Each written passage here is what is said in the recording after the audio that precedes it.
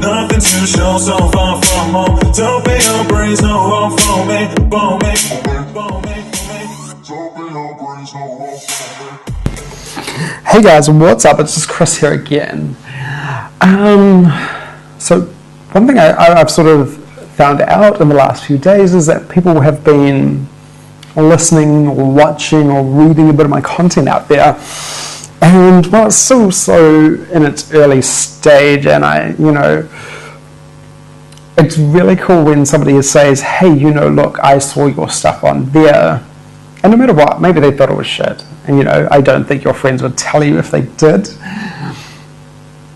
But it's really cool just to have that feedback and see that, somebody or somebody you've talked to recently has seen your stuff. And, not that your stuff is, maybe it's not even that great. But the thing that's really cool about that is that you get real feedback. It's so hard when you're just sort of posting on Instagram and, all these random accounts like it, and you see the comments, and they're just sort of generic, probably bot comments of people trying to grow their page, people trying to follow and unfollow you. So it feels very inauthentic, and I think this is why a lot of people are struggling on Instagram. They go out there, they want the shortcuts, and I've done this. I did this on one of my first Instagram accounts that was completely unrelated to me personally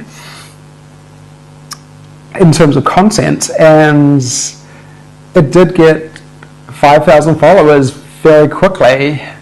It was doing generic, hey, this is a really cool post sort of thing on different images, and I would occasionally see them, others I wouldn't. And this is where I think people really struggle, is because yes, you can get that growth quite quickly through using techniques like that. Sure, some people might miss them. The people who actually work in social media and do it often or are into it, they'll be able to tell very quickly that it's not one, it's not authentic, it's two, it's not even you, it's just some bot. But this is what I really think, is that it is long-term not helping your account or your personal brand to be using these bots, buying likes, and using engagement groups. I have used them all.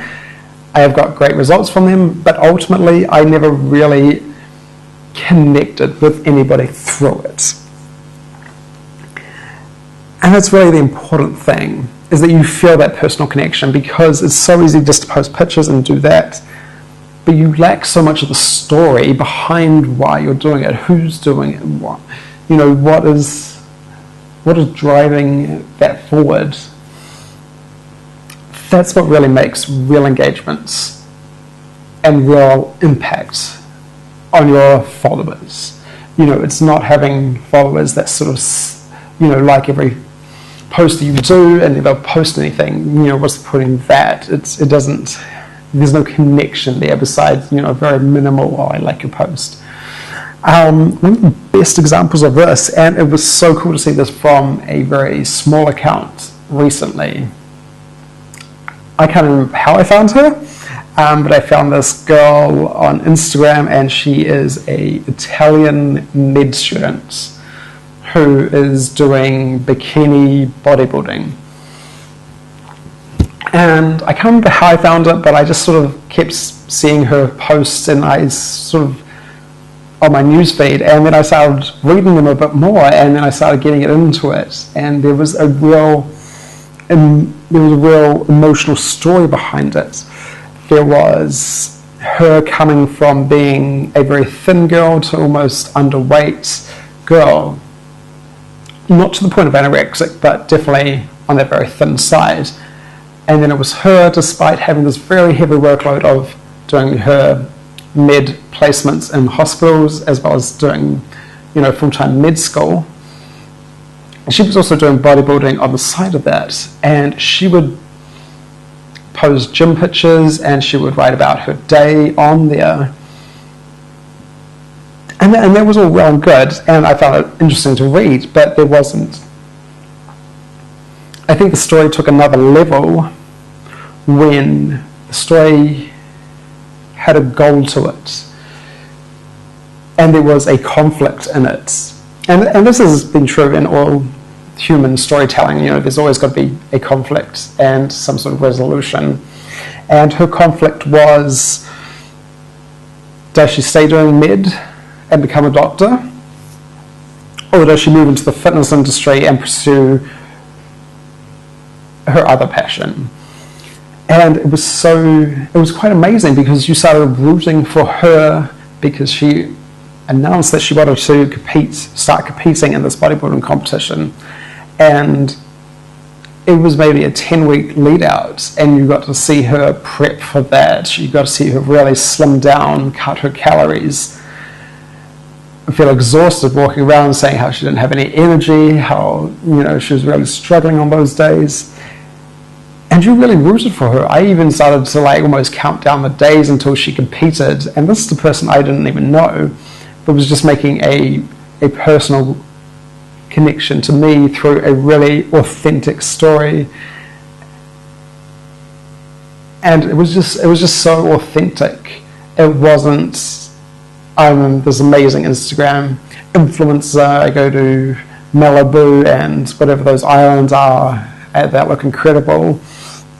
This was a real story that really connected people, and this is what I think so many people were lacking, and we really need to reflect on those real deep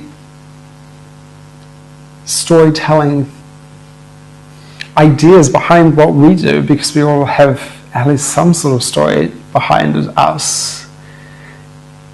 And she eventually placed third, I think, at the competition, which she was over the moon about, and that was great. And then she sort of felt more conflict now. She'd had a bit of success with the bodybuilding. Now, which way did she go?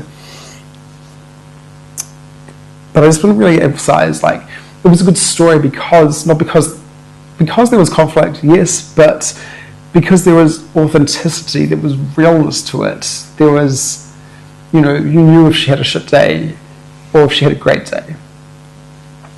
And I don't want to overemphasize. I don't want to focus too much on her personal story, but that was just one example that I thought was amazing. It was social media done right. There's so many people that aren't doing it right, and that's really, on one hand, it's frustrating to see, but I think for everybody else, it's a huge opportunity because other people aren't doing it. And to be honest, putting yourself out there in front of an audience, no matter how big, is scary, and it takes a lot of guts to do that. And to open up to complete strangers, there is a ton of vulnerability in doing that. So on one hand, it is super hard to do. It is super hard to prep yourself to do it. But I imagine, and this is one thing I'm finding out, is that it gets easier with time.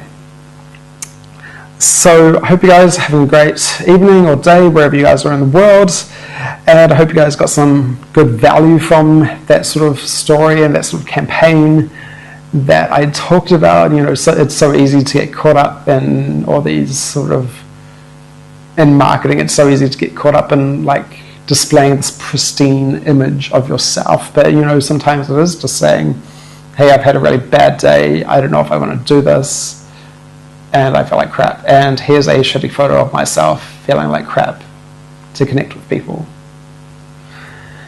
So I hope you guys have a great time, and I'll catch you on the next one.